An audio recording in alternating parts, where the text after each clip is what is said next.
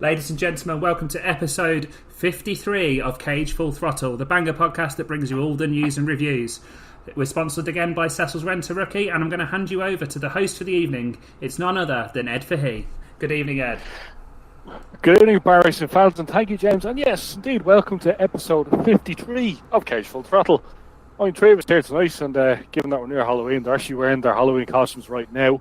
It's a man with a pumpkin on his head. Oh, no, wait, no, it's just his hair. It's James Keane. Oh, thank you very much, Ed. Thank you. It's getting the first orange/ginger joke in within 30 seconds of starting. That's excellent. I'm brilliant. Thanks, Ed. Hope you and Jordan are good too, and everyone listening at home is well too. And that in the other corner, some ugly-looking goblin thing. Oh, no, wait, no, hang on, it's Jordan. Good evening, Jordan Hollands. Good evening, Ed. Good evening, everyone else. Yeah, a lot of people do love me for my quirks anyway, and I'm sure you're included in that.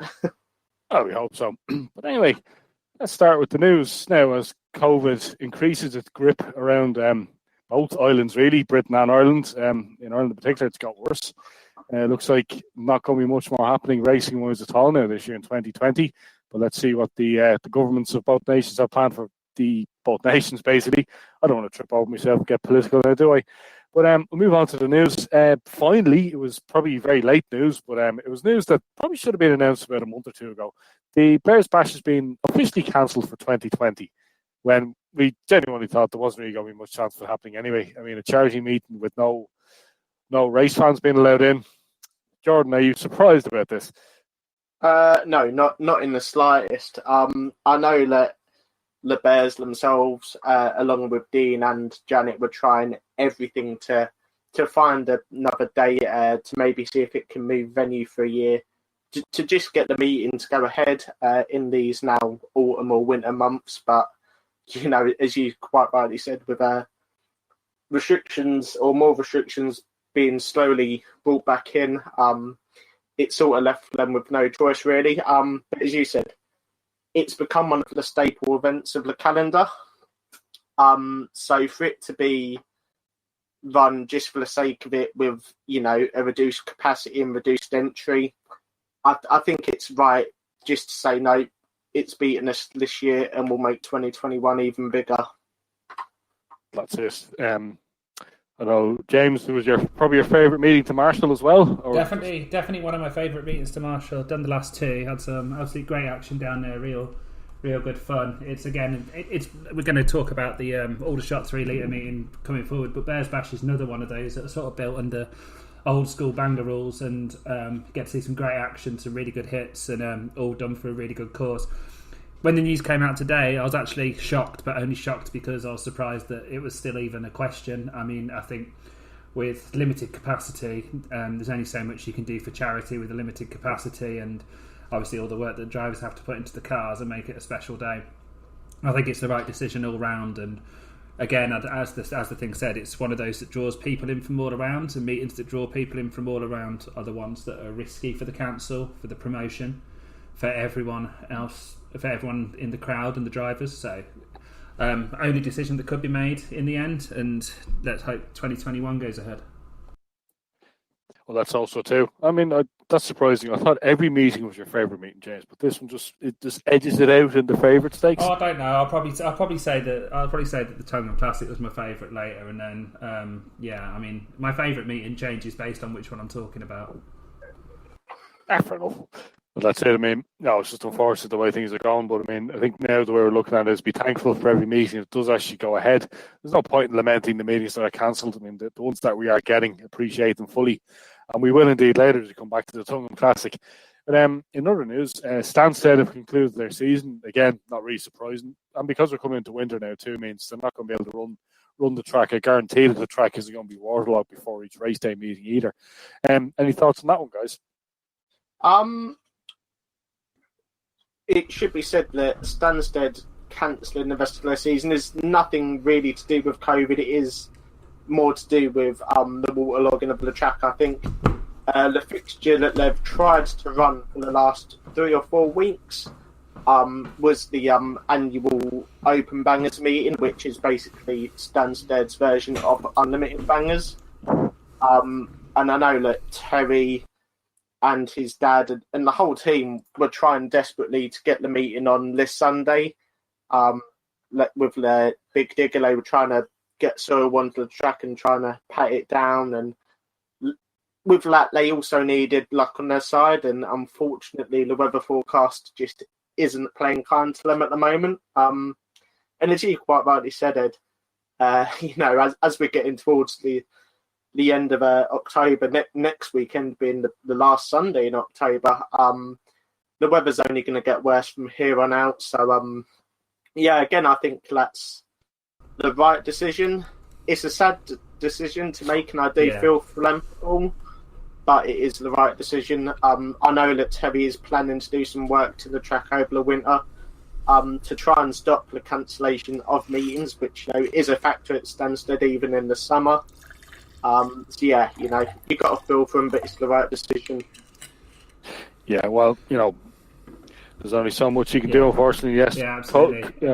I was just going to say, I mean, absolutely agree with Jordan there. I mean, it happens, doesn't it? I mean, look at you, damned if you do, damned if you don't. Look at how many times people have slated Mildenhall or Northampton because they've left it so long to try and see if the weather would allow it to run, and then cancelled it. They go, oh, why didn't you cancel it sooner? And they're tracks that are shale tracks that have better drainage. A dirt track, when it gets waterlogged, there's nothing you can do other than wait for nature to take its course and let everything drain away, really. But by making this decision early, it allows people to plan, it allows the staff to plan, and it allows them to start preparing for the season after. So entirely the right move, in my opinion. No, that's fair enough. I mean, just the way it goes, really, isn't it? I mean, I know we're saying that too often these days, but hey ho, onwards and upwards. And now, finally, an apology for Caged. We realised this literally as we'd wrapped our last episode. We didn't mention the Lochgelly World Cup at all, and we should have. It's probably one of the best micro meetings of the year, and it's certainly become established one of the bigger meetings in Scotland. So, Mr. Roundy, although he kind of differs from his family tradition, Joey Reynolds won that one, the Micro World Cup. I think he used one of the Mark 6 Fiestas for that. But like I said, we do apologise to HRP and all the guys up there. We'll certainly give you more promotion when we can, but don't forget to tell us so we can tell everybody else, because I think they didn't actually make it known very clearly that the meeting was going ahead. Yeah, but we did know though, so it's all on us, and apologies. I wrote the running order for the last podcast, and we had quite so much to squeeze in, and sometimes we can be a bit guilty of focusing on the meetings we've personally been at.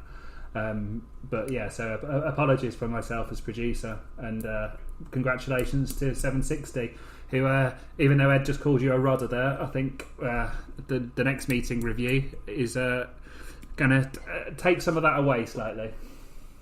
I think so too. But yeah, we'll move on. Okay, we'll just get to it now, because it's literally been the only meeting that people have been talking about for the last 10 days, before, during and after. Aldershot for the 3-litre formula. Our honorary president for life, Mr. Keith Reynolds, kind of came up with this one himself, just the way he wants to see meetings run. It was the 3-litre Tongham Classic. Jordan, you were there. Take it away. Yeah, take it away, I shall. After missing the meeting last year, I was really looking forward to this one. And it didn't disappoint. I loved the mixture of the old classic rusty tin and the more modern vehicles. But even the more modern vehicles, they were cars that we don't regularly see out in the normal unlimited national bangers and the cars that do the BWS Rams. So that was all good. 247 Bro and 548 Alex Sutton had two very smart P5s. Callum and Reece Reed had two Granada Hearses. Sonic had a used Rover P5. I mean, the Reynolds boys, I mean, we'll get onto them later, but fair play to them. Two very, very old and rare cars for 360 Jackstar and 260 Keith Reynolds. Onto the action, really. And the meeting was as everything you wanted it to be. The heats were very lively for what it was, which was back to basics, nudge and spin rules. All the drivers looked like they were really enjoying themselves. There were lots of spins, lots of tire smoke, lots of revving. And lots of drivers getting caught up in the drama that unfolded throughout the heats. But Heat 4 was when it really, really kicked up. So 760 Joey was coming down the home straight, and his Mark 1 Granada just died on him. So he's waving people in, and the driver that obliged was none more so than his own dad, 260 Keefe, who, in the words of Joey, was getting his revenge from the Arlington Back to Basic meeting the Wednesday before. So yeah, Keefe's jacked Joey. They've come to a stop on the exit of turn 2. We're also collecting the number 17 Volvo limo. 360 Jackstars jacked Keefe. 197 Andy Dodge has jacked Jackstar. Bro's gone in. Another one of the Dodgers has gone in. Leonardi Banks has gone in, and it was, it was absolute chaos down there in Heat 4. It really caught fire. Not literally, but it was chaos, and it was unfortunate what happened. Yeah, with Ollie, he just. So yeah, I wouldn't say he misjudged it, but the momentum just carried him into Joey's door. Jackstar ended up in the back of Keefe, which means Keefe ended up in a jacking train between his two sons, which I think a lot of people liked. Standard comments that came out. Why the 3 litre boys going in on each other? If that doesn't, I actually got a text message from Keefe on the way home saying that's what it's all about, with a picture of him in between, because it's all that this meeting's all about putting on a show, being really entertaining, back to old school sort of values of bangers, and it was perfect. And what you said with Ollie, Ollie went to spin, and the car just sort of spun out of the way. And he just went straight through Joey's door. As I got round to it, Joey was thumbs down. Ollie was also waving at me to say, get the Reds out. It was completely accidental dooring, but Joey got out okay. Jackie Keefe checked on him as well, and it was a great end. It was a great end, and obviously Joey came back out later in the meeting as well. Yeah, Joey did. But that was just an amazing heat, and we should say as well that although it was a jacking train, all the hits were fair. They were square on. There was no dodgy hits, just behind the driver's door. They were all just old school, proper banger hits. Yeah, full square back of the car. Full square back of the car. And that just, acted as a catalyst for the rest of the meeting, really. I think the grand final was superb. I think we had probably mid-40s out on track, which, a tight and very small track. 51 cars, in fact. But yeah, on a small and tight track like Aldershot, you just knew it was going to be. And it just goes to show how well the rules work as well, because Heat 1 and 2 were very much the Heat 1 and 2, which is obviously split into four heats to split the cars. People were saying, why is it being split? And it's basically a case of keep as many cars fresh for the finals as possible. Yeah. And because a lot of these cars were very, very tender and obviously couldn't take too much. And I think it sort of proved why this sort of it's sort of a bit like back to basic rules, where spinning to the wall is not allowed during the heats, and no full-on follow-ins for that reason. And yeah, it meant that so many cars come out in the final, which ended in basically a chaos over on the start-finish straight, basically as the race was won. I think there's probably. Yeah. It was on the other side to me and you, where me and you were, Jordan, and I think it was probably there must have been a good 30 odd cars caught up between turn 4 and the start-finish line by the end of it. Yeah, I think 692 Jason Dudley was caught up. 414 Jimmy Craig, his fresh Mark 1, was to the cage, absolutely ruined. Straight to the cage. Yeah. 247 Bro as well, his P5 got caught up. You also had the Dorset Wallies labour involved, the Dodgers, as you'd expect from them. Again, very old school and very, very highly rated banger drivers. And it was just great to see. You had the new school and the old school, you had back to basics drivers mixing it with the national drivers, and it was just a great final. Congratulations to 252 Stephen Bugler for winning that. That Mark 1 that he used at the Stanley Trigger Memorial last year, beautifully presented. He brought that out again for what I believe was its second meeting, and as we'll just move on to, it certainly won't be doing any more now because the DD I think raised just under 30 cars, which for an unlimited banger meeting is hugely impressive. As you'd expect, a big push going into turns 1 and 2. Keithy and Jack Starr were caught up in it. Yeah. You had some great action, and I believe the red flags were brought out. Turn I can't one, remember why. It was So basically, a few cars got caught up in turn 1. One of the drivers was getting quite concerned with how small his driver's area was getting, so went thumbs down. So completely fair enough. So that brought the first red flag out. Some of the cars were moved out of the way after that to make sure, and all the drivers were checked on. And then we restarted. Yeah, thanks for that, James. I just couldn't remember. But yeah, the second, or the first restart, as it were, was quite ruddy. All the drivers were fairly spaced out. They were just still waiting to pick off that one last enormous hit. And 760 Jerry, who come out in Jack Starr's Volvo limo that he used at Yarmouth BWS. Again, he was exactly. So just to quickly clarify, it's basically the same rules as B2B. As long as you tell the steward in the meeting for the DD, you are allowed to change cars as long as you get the fin plates changed.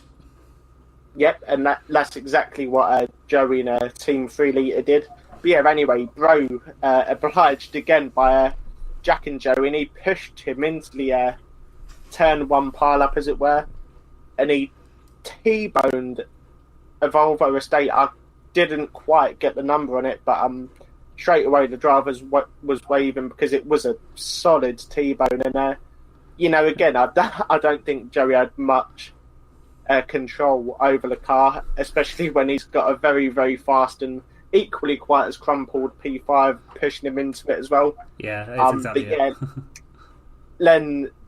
Well, this. What can I say about the the grand finale, as it were? So, 311 Danny Allen on the back straight. He is jacked by number 80 Matt Nutley. He's in turn jacked by a 247 Bro. Another one of the Ailes comes in. I think that was John Ailes. It was John Ailes, yeah. Absolutely cracking shot, great airtime. If you haven't seen Alex Catley's and Matt Ball's photos from that, please do check it out because it is an unreal capture. So yeah, he goes in on Bro. Again, I think one of the Dodgers goes in. Number 17, I think that was... I can't remember who number 17 was in the Volvo limo, but he went in. Boogie come in. He was jacked by a 713 Long Nanette. Both of them reversed out and carried on going again. Boogie's come around again and jacked. Who again? I think it was 197. I thought it was 702. He jacked. It was 702 James Dodge. I think that took the next jack. It was Boogie's come around and jacked 702 James Dodge. After this hit. And this was right in front of me. I noticed that Boogie's car was on fire, and James, you noticed it as well, didn't you? It was right in front of me. So as I've looked and thought, well, the way Boogie was sat right in the middle of this jacking train, and my first thought is I need to be on this straight away because he's going to struggle to get out this car, and it looked big. Ran to get the fire extinguisher. By the time I get back, Boogie is sitting there, thumbs up, no problem. He switched his car off. It was after the race. He said what he thinks it was is just forced the carburetor off. Big splash of petrol, looked really dramatic. But as soon as because these are obviously all carbs and not an injection, as soon as he turned the fuel pump off, just the flames will disappear by the time I got back. So I was quite relieved about that.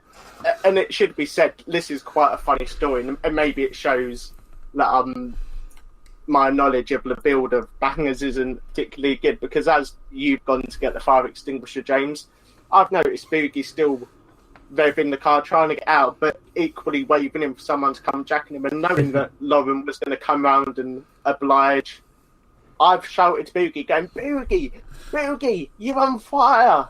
He's like, nah, it's fine, don't worry. And he's carry on waving, and the smile on his face under the helmet was absolutely brilliant.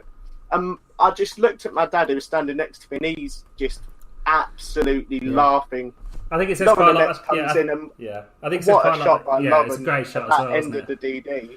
Yeah, and then so Lauren took the win. There's a little bit of controversy about how long she might have been sitting out on turn 1 and 2, trying to get going to begin with before the first red flag. She was able to rejoin after the first red flags, but I think the spirit of this DD, no one really cares who the winner is, do they? It's all about putting on the show. So I don't think anyone's got too much concerns about that. But it was such a great DD. I mean, I definitely have my money running up and down that jacking train, because I mean, if you look at the photo, the angle some of the drivers are in, but they're all smiling, all thumbs up, and I think it also goes to show the experience of a lot of these drivers and the attitude of the event, because I think they're all experienced enough to know and to trust that all the hits are coming in square at the back, so no one's too concerned about sitting there.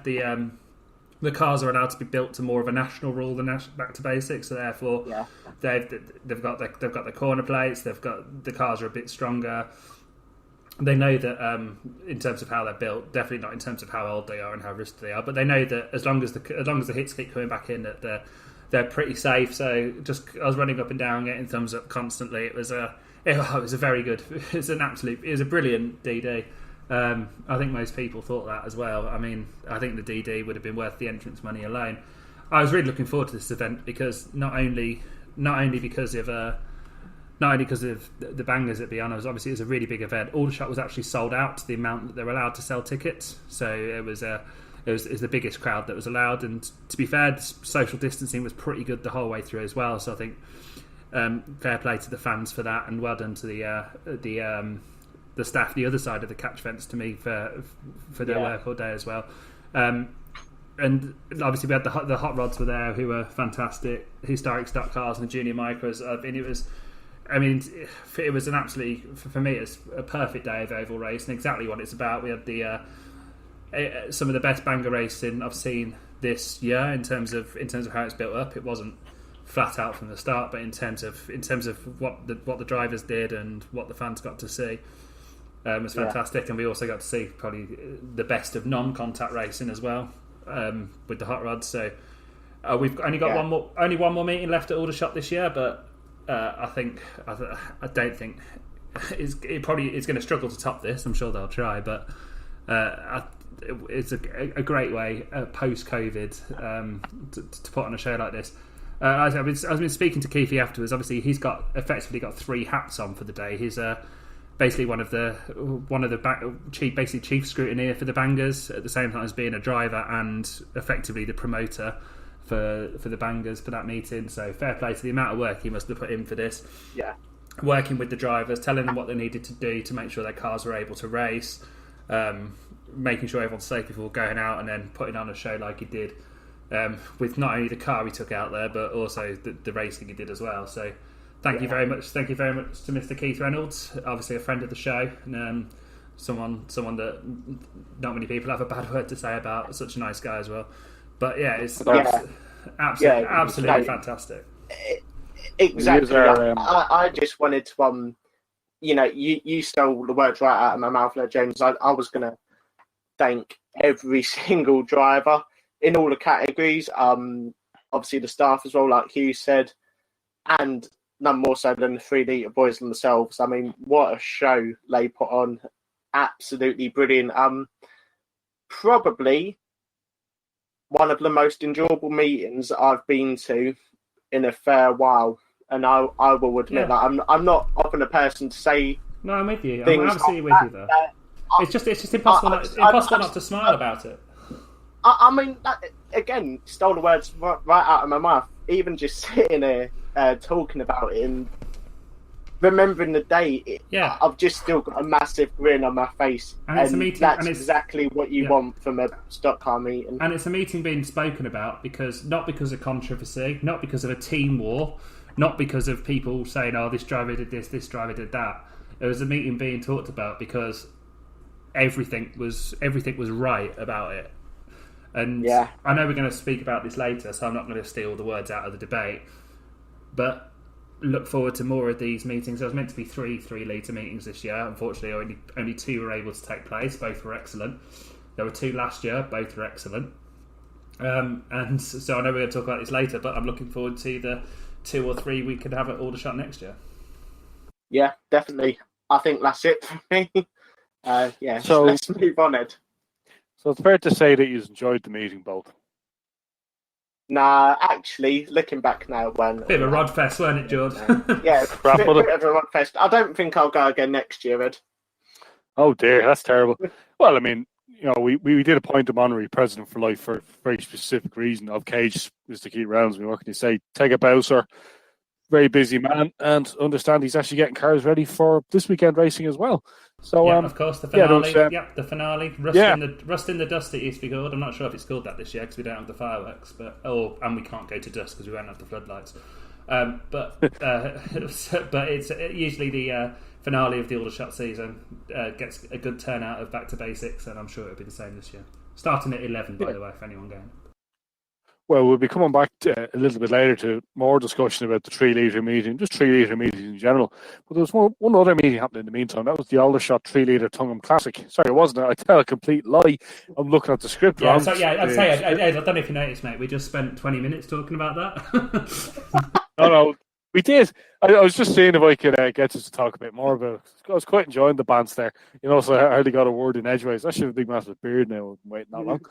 But we're at Aldershot again, Unlimited back to basics. Now, this is, again, a similar concept to the 3 litre meeting, but a little bit different. James, what do you think of it? So for the week before, again, it was another really good actual meeting from the Unlimited back to basics.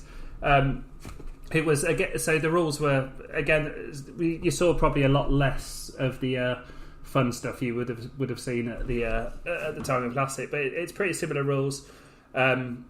Less tin out there, but it was a really good day. We've got 3 heats and the final out of it, and plus a DD, and the racing was pretty good all around. Heat 1 run by James Friston, who's looking always fast in these I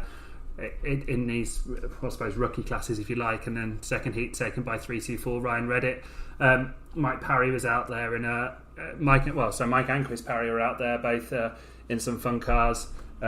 Chris taking quite a big hit at the end of the straight. In Heat 3, Ryan was also sat across the track, taking a few big hits. Another couple of decent jacking trains, this time on turn 2 and 3. And both Heat 3 and the final won by Mark Bryant. It's amazing. I'm trying to remember so much more about it because after the last weekend, I can't believe it was only 2 weeks ago. But again, it was another great meeting at Aldershot. This is so if you think of the 3 litre meeting, is probably the step in between what we saw for the back to basic Unlimited at the Nationals. It sort of it got a really good crowd out there. A decent, I think that's probably about 70 odd bangers, maybe more. Again, a lot of people who probably haven't raced Unlimiteds before, might not have raced rear wheel drive before, getting involved, and some really good racing throughout. That's good. I mean, it's what you want as well. I mean, the beauty of Unlimited back to basics is you can basically put you can dip your foot into the big cars, but not necessarily need the big budget or the big tires or the big engine. Exactly. In the car. So obviously normal back to basics has an 1800cc limit.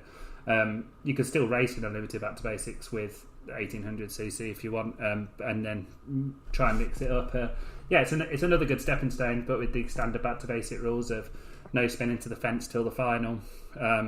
Anything that looks a bit like a over the top national hit or a hero shot will land you with a holiday, and followed by a decent DD. Yeah, it's a good meeting all round. Well, apart from the Beetle not racing, the slightly stretched Beetle. But did you see it in the pits? There was no flaw between the back axle and the cage. I mean that, and I think the scrutineers have a job to do. There might be said, "Oh, you're spoiling the fun," but I think that they've got a duty of care to the driver and the staff and other drivers on track, and I think they said, look, I don't think we can't pass this. The driver took it completely well, said fair enough if you guys saying that, and loaded it back up. Shame not to see it race. Maybe a bit more prep work. Maybe we'll see it out on track. But the roof was made out of plastic and there was no floor, so it was basically a back axle connected by plastic and a couple of metal rails. So there was the scrutineers couldn't do that, and with the way the harness was attached, it was if the back of that car, which wasn't hardly there, took a few big hits, the harness could have completely come out. So they've got their job to do, and they did it. Oh, I'm sure we'll see it race. What's the name of that little track in Wales that you tend to see some pretty crazy stuff being raced at? It could end up there. Who knows? But no, like you said, scrutineers have a job to do as well. I know we give out about them a lot. Some people call them the fun police, but usually when you see an absolutely massive jack and trainer, a huge hit, and you see the driver getting out with a smile, scrutineer's done his job, really. That's what's important. But, with one final minute to talk about before we get into the big, massive debate. Actually, Anger Me was the track I was trying to think of. So, yeah, it might be the Beatles state there. They just seem to run things a bit differently. Angering's not in Wales. Is it not? No, it's down in it's on the south coast. This is not too far from Eastbourne. I know it sounds Welsh, but it's not in Wales. That's terrible. The Irish aren't really known as a nation of pig ignorant people, but the odd time we are, you know. That's one for the bloopers. I think it is, but we'll see that. Yeah, if we ever do a version of It'll Be Alright on the Night Ad, that'll be one of the entries. Well, there's three howlers I put in there, so who knows?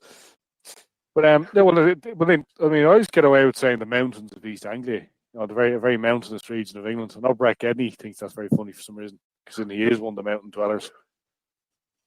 The silence is deafening. Yeah, I would say no comment on that one from me. Oh, that's right. You live next door to them, Jordan, don't you? Yeah, not far, just down the A12. So yeah, don't want to upset my neighbours. Are they neighbours or are they relatives? Oh, we have him, James. He's on the ropes. He's on the ropes. If he'd have kept his mouth shut, they would have progressed quite well about that one, but he's walked into it. No. Okay, stop laughing, Jordan. You laugh, Jordan. It's scary. I'll get worried when you start laughing. Right, we'll move on to the preview of the final meeting for this weekend. Actually, it's the Kings Lynn Halloween Havoc meeting, and we're looking forward to that. Are you gonna make it up there, Jordan, or are you gonna watch from the distance? I shall think it will be a meeting I'm going to watch from the distance, to be honest. I believe it takes place next Saturday, rather than this Saturday. So it's actually on Halloween, I think, this year. It is actually, yeah, you're right. On the 31st of October, which, just adds to all the fun and excitement.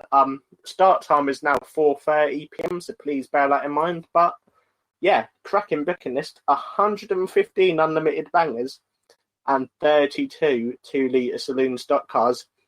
It's one of the meetings which I think you just look at the formulas racing and the bookings that they've got, and it's almost a dream, isn't it? It's one of the meetings where people say the phrase, if Carlsberg did stock car meetings or something like that. And there's a further 50 drivers on the reserve list as well. So, that's definitely going to be fully booked all the way through till the actual date.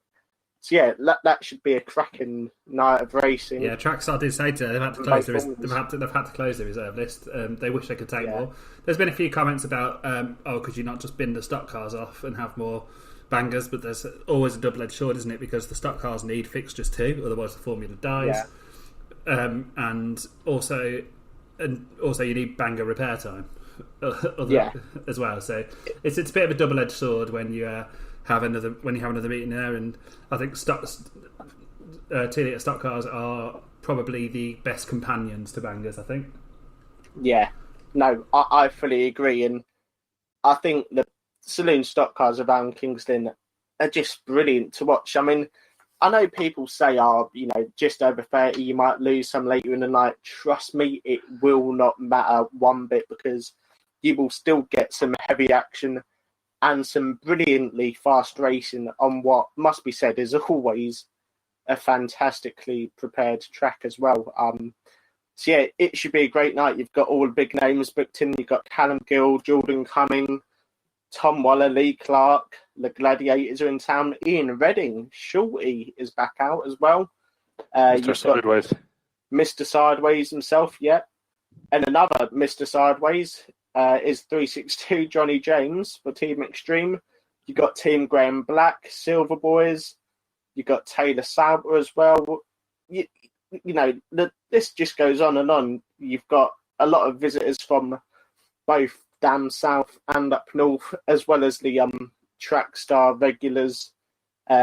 100 Callum White. Be sure to watch out for him. He's been absolutely awesome this year at Trackstar, and I believe he's won the entertainers points this year as well. So yeah, fair play to Callum for that. But yeah, it should be a great night of racing. Like I said, advance tickets are available now, I think, from the Trackstar website. So yeah, do check them out, and please remember that I think every single meeting that Trackstar have run post-lockdown has been a sellout, and you will need to get tickets early and in advance for it as well if you are planning to go. Yeah, and Trackstar, like every other promoter, well, all the promoters I've seen have been very good at how they're trying to run their COVID guidelines. So just please listen to the staff. I know they had an incident earlier in the year with some Brisker F1 fans. Hopefully the Bangor fans will sometimes get a bad rep, but for every meeting I've seen, everyone's understood why people are doing it. If we want racing, we have to listen to what the staff say, and Trackstar, as well as the Speedway meetings I've been at, have been doing everything they can to keep local councils and local health and safety happy. So hopefully everyone going will keep up that good record Bangor fans have got at the moment for understanding what needs to happen for the sport to keep on running. That's it. That's exactly it, James. And as well as that, I mean, Trackstar, they do a rep of a good meeting. This is a good meeting. I mean, like last weekend, even the support formers are worth watching. So don't drink too much, because in the queue for the toilets, you might miss something good. Normally we snigger at support formers as the cup of tea and goes to the toilet formula, but no, a good solid lineup from Trackstar. I mean, they just seem to have it right, don't they? I mean, lately I think it's a case of appreciate everything. So I mean, if you're going to this meeting, fully appreciate, enjoy yourself. And like James said as well, don't hang around. If you do want to go, buy your ticket as soon as you can. I know it sounds like a cheap ad for Trackstar, but I mean, being the Kings Lynn those times myself, always come away, yep, that was a good meeting. I really did enjoy myself. So yeah, support racing while you still can, because there's still a very dark cloud in the distance.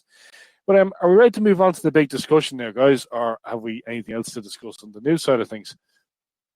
No, let's move on to the discussion. Okay, well, we discussed it earlier on. Sorry, Ed, just before we go on to discussion, I'd just like to apologise to anyone on Facebook. There was probably just a bit of a blip in the broadcast there. Everything should be back up and running now. Sometimes when broadcasting to Facebook Live, you get a bit of a drop, but it seems to be back up now, according to what I can see in front of me. Or it was just James trying to hold in a big, massive fart and he let it out. Ed. Had to be done. Anyway, on to our discussion now. We discussed them earlier on. We discussed them quite a lot. The 3 leader meetings, they always seem to be just no one seems to complain about them. The only thing that people seem to complain about 3 leader meetings is they say, why can't we have any more of these? I think it's good for a reason that, appreciate what you have, but appreciate a good meeting. It's something to look forward to. It is going to be a good meeting. It usually is, particularly with the likes of Keith Rounds involved and his 2 sons, Jack and Joey. They're probably one of the ultimate Bangor dynasty families. There's a few families involved in racing, say the Bears, the Rileys, the Overys, been a few others as well. The Fosters, I could go on and on and on. Like it's a family sport. Most people get into the sport because their dad raced, their brother raced, their uncle raced. Yeah, it should be good. But we might have a bit of a lopsided decision or discussion rather tonight. Now, of course, this being a cage discussion, I was out earlier on today with the cage bulldozer. I've bulldozed the fence that's in the middle away. So basically for these discussions, you can't say, I'm sitting on the fence for this one. You either have to say, you have to go one side or the other. You can't go in the middle. So we're going to start. I'll just give my tuppence for this one. Do we need more 3 leader meetings? I don't think we do, because the ones that we have 3 a year, we appreciate them and they're brilliant. But I understand 1 or 2 more of the cage crew here tonight might differ at that opinion. Jordan? I agree with you wholeheartedly. No. As much as we love them, I think the cars are becoming increasingly harder and harder to source year on year, as well as that, as much as it isn't full on national banger build rules, you've still got to prepare them well for racing. And I just think if we say, for instance, we're going to double it next year and have 6 of them, and even if they're spread out every 2 months, you're just going to lose that enthusiasm and excitement and adrenaline for when they do come around. So no, for me, 3 maximum. Yep, maybe get away with 4 if, and it's a big if, you're going to run different categories. So say, for instance, early this year we had 1800cc undercracker. And obviously now we've had the unlimited one as well. I know there's people mentioned a few others that I won't mention, probably because people have read them already. But yeah, no, 3 maximum for me.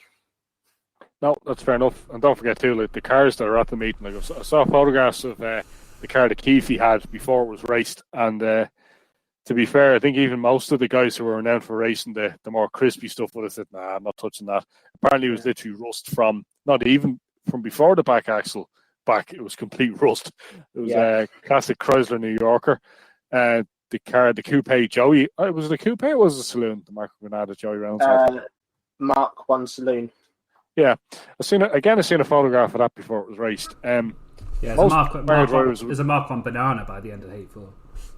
It was, but I seen a photograph of it before it raced, and I mean, most banger drivers, even again the guys that raced, are happy to race the rotten stuff. They're like, no, because I mean, the rear pillars were gone. I mean, usually that's a no-no. Like I've down through the years, I've gone to try and source cars for racing, help few people out. Like in some of the stuff I've seen, what was it like? The rear pillars were gone. Yeah, fair enough. I don't want that. So I mean, even guys might buy the car for the engine, the back axle, whatever.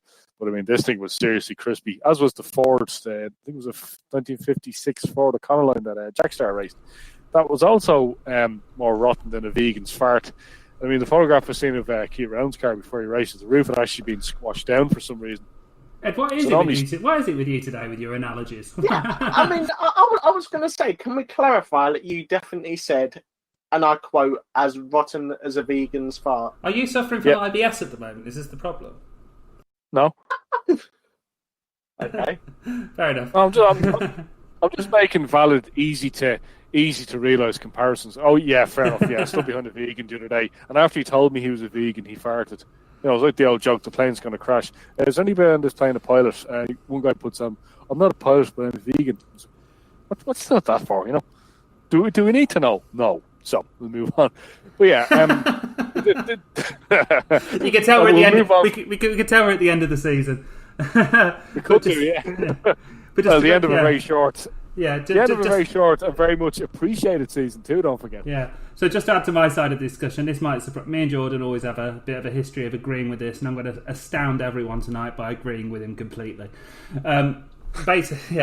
Basically, there was meant to be 3 this season at Aldershot. It was down to 2. The first one was the undercracker. I think, as you said, Jord, if there was another, maybe it'd be in a different class.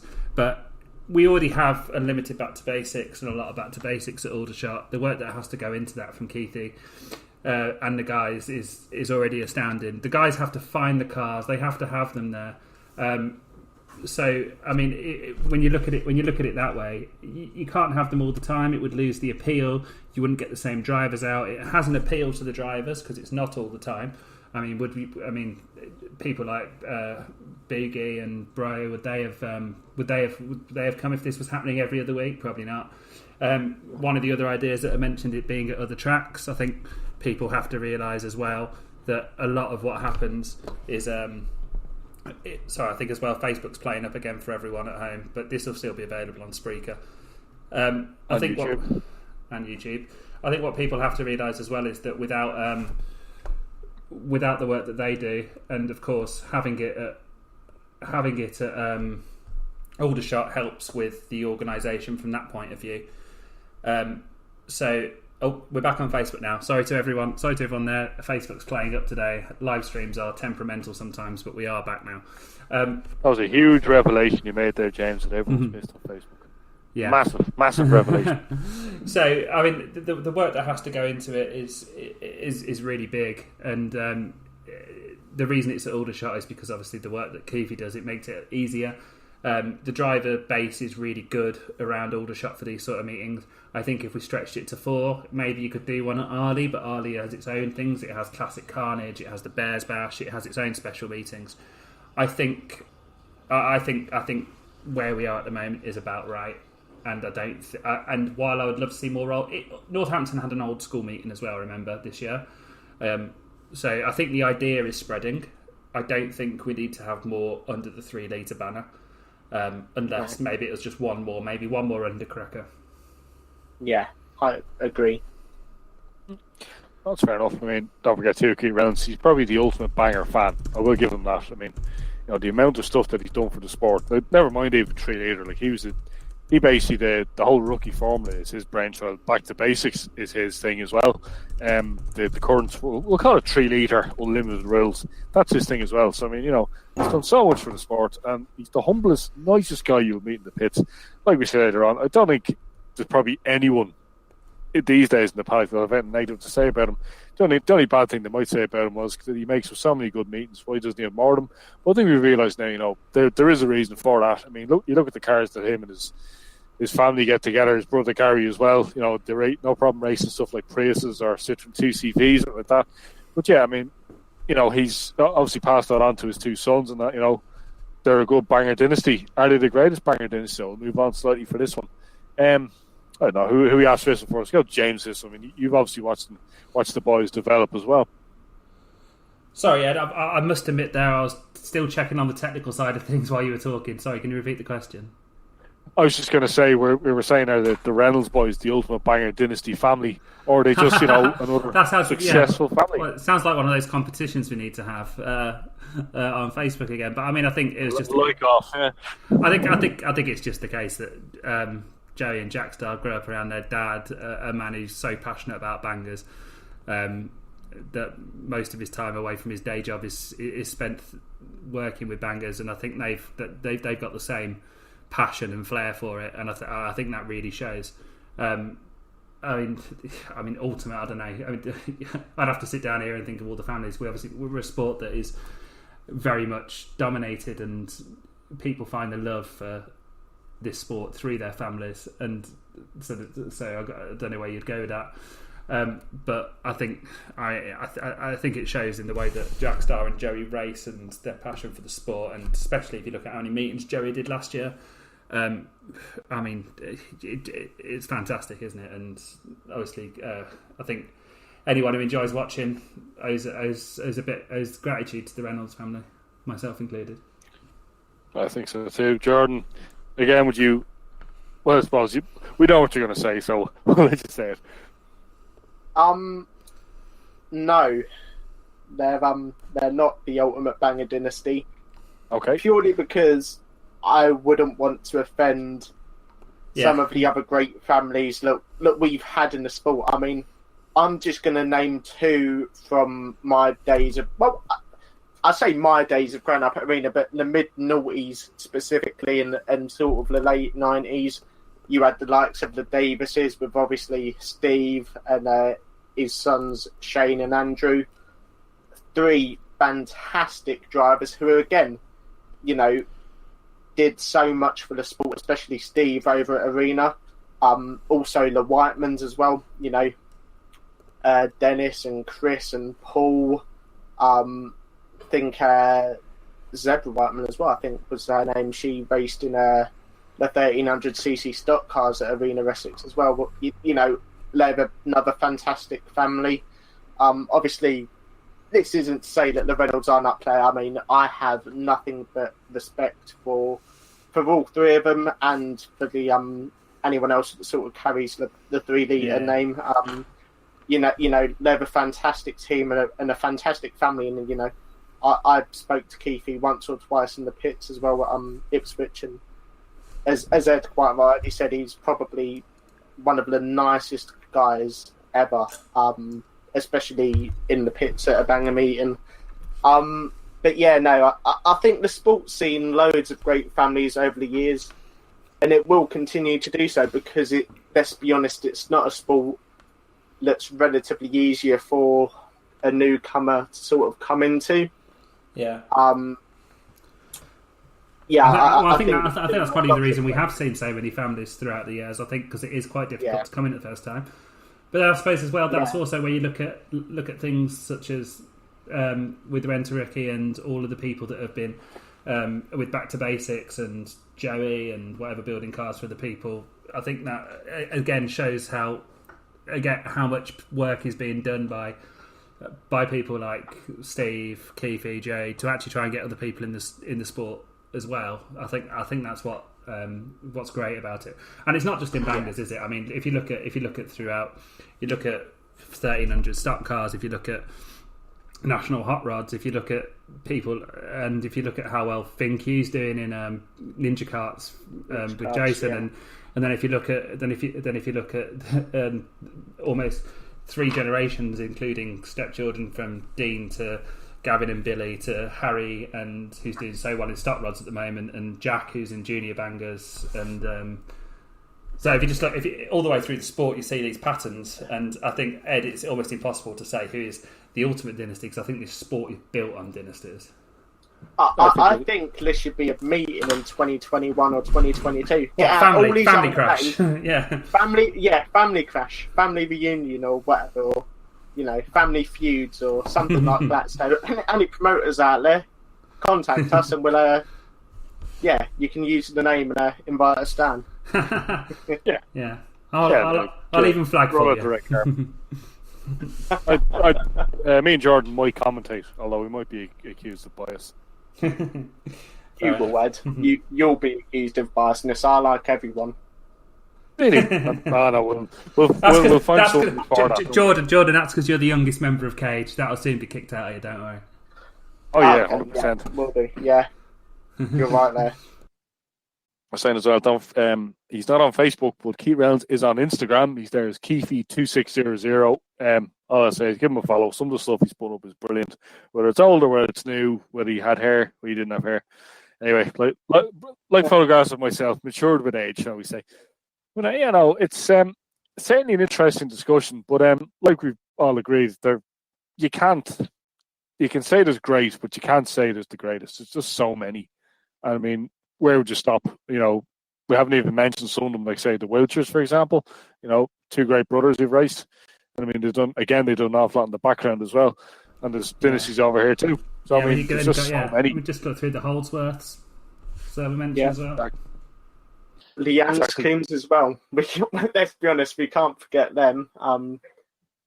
Yes, we better mention our sponsor. Thank you, Steve. Thank you, Cecil, for everything you do. And we'll throw in the usual plug. If you want to get behind the wheel, he's the best man to contact. All you need to do is turn up with your license, your lid, your gloves, and a set of balls, as we say, and off you go. That's the only thing he won't provide for you to go racing with.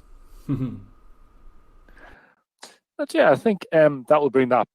We're coming up just to the hour mark now. I mean, that's been a fair discussion given what's going on in the world. Have we anything else to add in this one, guys? Or I think we'll get the white flags out, as the Americans would say. Yeah, no, I think that's it.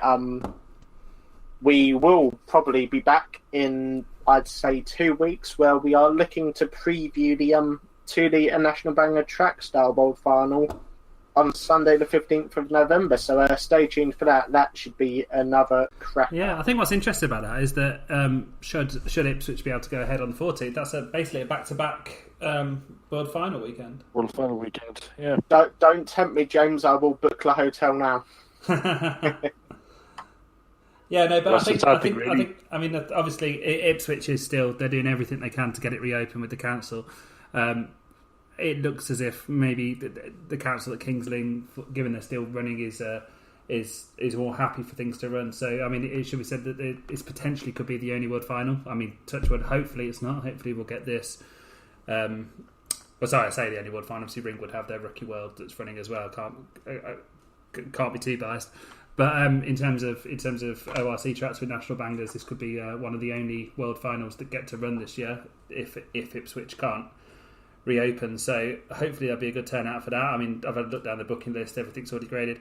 Other although I don't know if it's because he's automatically seeded, but I didn't see Jordan coming on that. I mean, he's the current gold top. Hopefully, he'll be able to defend it. Yeah, I was going to say, I think Jordan will be there. I know, like I say, he did a 2 litre national banger domestic at Kings Lynn a few weeks ago. I do, and enjoyed it. I mean, and he's also booked in for the Halloween Havoc meeting as well. Yeah, I don't know this, Jordan. You might. Is he Speedworth registered or Trackstar registered? Jordan is Speedworth registered. That might be why then, because that world champion. Yeah, that might be why then, because the promoters have until I think it's the 2nd of November to send in their entry lists, and as with all banger meetings of this scale, you have to book in with your own promoter. So that might be why he's not on the list yet. But it'd be good to see him defend that, because he's had the gold top on now for quite some time, hasn't he? It's probably nearly 18 months due to COVID, and he's been a great world champion. He's been doing the BWS rounds. I think he's been a fantastic world champion, and I think it'd be really good to see him defend that. Yeah. Again, that's another family name we should mention. Obviously, both Jordan and Stu. Jordan and Stu have been fantastic with me. I mean, I've done a few interviews with both of them guys, and we did the Speed Weekend review with them, didn't we? Both of them are a credit to the sport as well. So thank you to you guys as well for all your efforts. Just get that in there. Oh yeah, too much. I mean, unfortunately, we should be previewing loads of World Finals now, but right now at the moment, this could change, of course. There's only one happening. There might be another one. We're very close to having another one, and then there might be another one after that. But like we said, we just don't know what's going to happen next. Firstly, so pretty much appreciate anything you can. If you want to go to a meeting this weekend, please go. Is our advice. Enjoy yourself. If you can, stay negative. Stay negative. That's not really the right thing to say, really, is it? Stay positive about everything. Keep supporting the sport that we love. That's all we can do, really. I mean, if we said this time last year, everything would be turned off. That's never. How could that possibly happen? Well, here we go. It's happened right in the middle of it now. We're quite a few months into it now at this stage, unfortunately. But I think we'll wrap up for the evening, guys, if you have no objections. No, I think that sounds good. I'd also like to apologise for people that have been listening on Facebook. There have been, I think it's four brief dropouts, probably at maximum, of about 30 seconds. I can honestly say it's nothing to do with our in-race media. Our Spreaker feed has carried on, and you can catch any bits you've missed on either from Spreaker, Apple Podcasts, Spotify Podcasts, or it'll be on YouTube in a couple of days. And that isn't just me saying it honestly is Facebook Live. Yeah, well, Facebook, I'm sure it's kept some of us sane, it's kept some of us insane. But I think we'll wrap that one up for this evening, just over an hour, which is pretty good for us, given the amount of racing that's not going on at the moment.